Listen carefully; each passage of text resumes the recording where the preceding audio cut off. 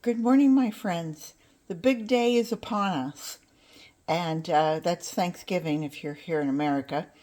And for those of my young friends who run around like a turkey with its head cut off and think, oh my goodness, I have company coming. What am I going to do? How do I cook it all in one day? This is my 52nd Thanksgiving with Rick, and I've made it will be 52 turkeys. So, and some of the first ones were real. They were real turkeys. I can tell you they weren't the best meals, but he ate everything and oohed and awed. So this is our recipe, our menu for today. And the only thing that is actually finished is the cranberry sauce that I started about 3 weeks ago because it sits in the refrigerator with a layer of port wine over top of it, and it just mellows. It's delicious. Anyway, I'll show you what I do early in the morning. We're not having any company this year, but if I were, whether it's just for the two of us or whether I was having 10 people, it's really beneficial to have a bit of a plan. So what I do is I pull out each dish that I'm going to use for service. And if I have anything in my pantry that I need to pull out, that if it was an emergency and I was putting it together, went, oh, geez, I don't have any of that. I might have an alternative, or I might have a way of, calling a neighbor and saying, oh, geez, do you have extra eggs? Which I have in the fridge.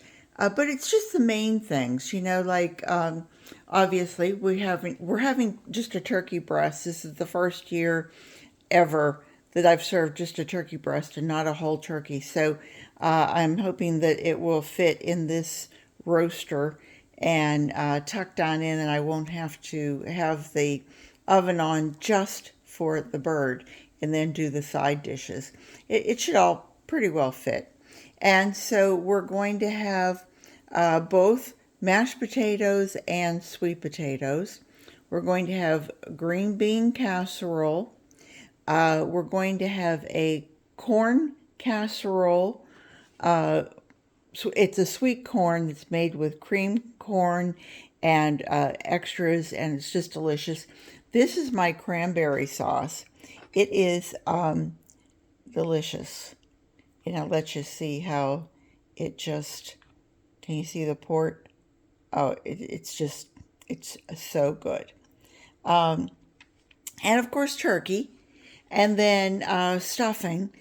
And I'm going to do a cornbread and regular bread. I've gotten a mix, which I normally don't do. Excuse me.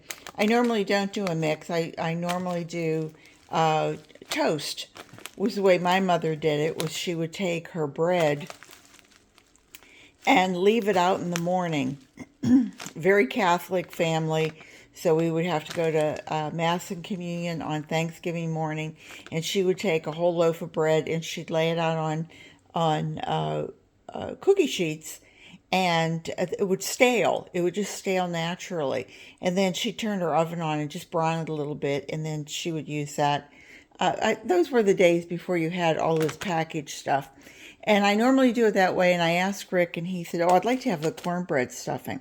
So I add sausage to my cornbread stuffing, and then I stuff the bird. So I'm not sure how I'm going to do it because it obviously doesn't have the whole cavity, but I might wrap it in bacon or something along those lines. So let's see, that was the turkey stuffing, sweet potatoes, mashed potatoes, green bean casserole, corn casserole, cranberry relish, and we're going to have a pumpkin pie.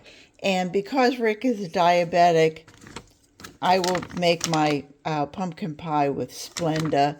And then what I do actually is I I add just a little bit of, a few tablespoons of real sugar to it to kind of, if there's any chemistry behind the sugar, that really pulls it all together. And of course there'll be wine and beer. I think maybe I'll chill a bottle of champagne, and we'll maybe have a little toasty before our meal. So I hope everybody has a great Thanksgiving. If you have any questions, like I said, I'm not the greatest cook in the world, but I do a bang up job. So take care, everybody. I hope you all have a blessed Thanksgiving and have something to be thankful for. And remember to mention that, what you're thankful for. Take care. Bye bye.